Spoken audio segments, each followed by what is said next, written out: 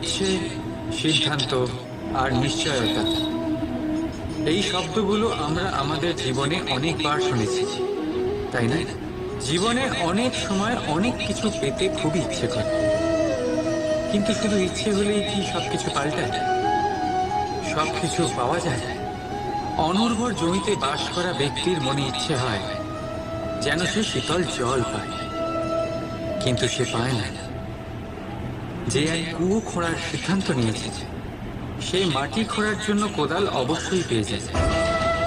আর যে নিশ্চিত করে নিয়েছে, সে দেরি করে হলেও সেই শীতল জল অবশ্যই পেয়ে যায়। তাই জীবনে কেবল ইচ্ছে করবেন না, সিদ্ধান্ত নিন আর তারপর নিশ্চিত করুন, সব পেয়ে যাবে।